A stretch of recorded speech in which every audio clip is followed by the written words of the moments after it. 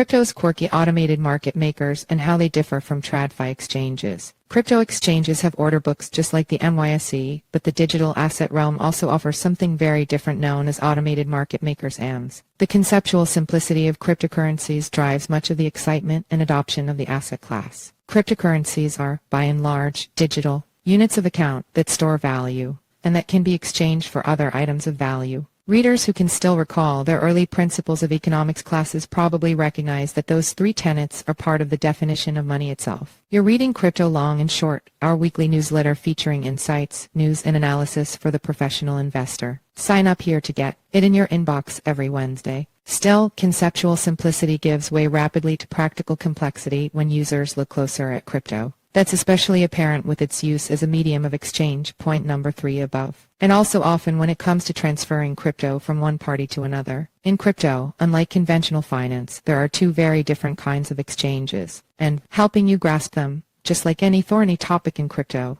is a challenge I relish taking on. There are two primary ways to transfer on crypto exchanges. Order books, automated market makers AMMs. Order books are most common, and they're also the most recognizable for anyone coming from a traditional finance background. This is just like how the New York Stock Exchange, Nasdaq, and other conventional marketplaces assemble, buy, and sell orders in a public place so new orders can get matched up with them. In crypto, this is how Binance and other centralized exchanges work. Binance, with roughly half of crypto exchange volume, is the biggest one. In the order book realm, traders called market makers help keep business churning by buying from any seller and selling to any buyer, collecting the spread between bid and ask prices as their reward, something that can be quite profitable if done over and over. Last week, I talked about crypto high-frequency traders, firms that provide the service.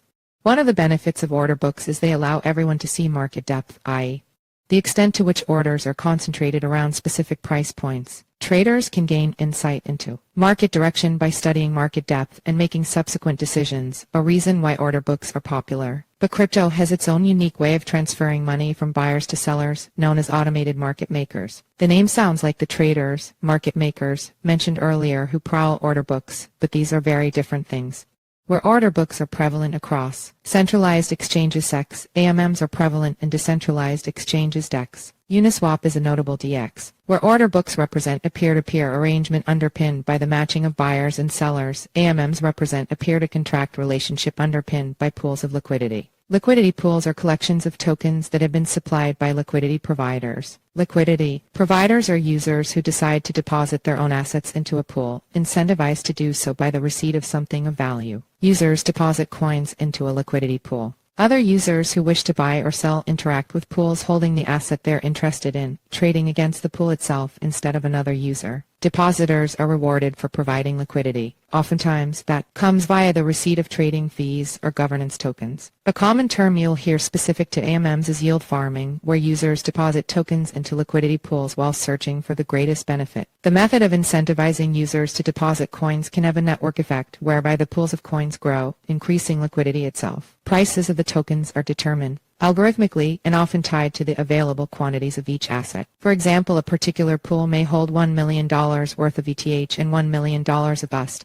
an ETH/USD pool. Increased demand for ETH represented by increased buying leads to a higher price for ETH determined by mathematical formula. With DXs, there's a unique elegance born out of that equation. In the case of Uniswap, the result is approximately $500 million in daily trading volume. For context, this pales in comparison to Binance trading volume, estimated to be as high as $4 billion daily. Still, DXs provide a valuable offering, particularly as it relates to traditionally less liquid coins. And while CXs and DXs are underpinned by different things, the intersection of capital, efficiency, and incentives underpins them all. And our goal at CoinDesk is to provide as much clarity as we can in exploring how they evolve. Takeaways. From CoinDesk Deputy Editor-in-Chief Nick Baker, here's some news worth reading. Bitcoin's NFT boom. The Ordinals protocol has significantly shaken up the pecking order in NFTs, turning good old Bitcoin, shockingly, into a major player. In just a few months, Bitcoin has gone from a tie for last place in NFTs to the number 2 blockchain for NFT sales. Ethereum remains in first, which makes sense given its use of smart contracts. This was an ecosystem built for this kind of thing. But inscribing NFTs into Bitcoin was not an obvious use case for the original blockchain. And yet, here we are. A French welcome. It's gotten hard to be a crypto company in the US. in 2023, with regulators taking tangible steps to increase scrutiny of the industry and the looming threat of more action as politicians amp up anti-crypto rhetoric. Just this week, amid the debt ceiling showdown, President Joe Biden said he wouldn't accept a deal that protects wealthy tax cheats and crypto traders. So, it should come as no surprise that other nations might try to lure American companies to their friendlier shores. Take France, for example. If American players want to benefit in the very short term from the French regime and from the start of 2025 from European arrangements, clearly they are welcome. Benoit de Juvigny, Secretary General of the Autorité des Marchés Financiers AMF, told reporters Tuesday. Canada, too. Coinbase, the large U.S.-based crypto exchange, recently hinted it might move overseas if the regulatory environment continues to be, from its perspective, less than ideal. In a subsequent interview with CoinDesk, the senior Coinbase executive said the company likes Canada's approach, something he called regulation by engagement as opposed to the regulation by enforcement scheme elsewhere. Makes you wonder if Coinbase might consider heading north. A long-read CoinDesk journalists did an in-depth analysis of a crypto mining facility called Greenidge Generation in upstate New York. They did excellent on-the-ground reporting, something no one else seems to have done, to debunk misinformation in the debate over whether mining should be permitted or not on environmental grounds. It's well worth your read.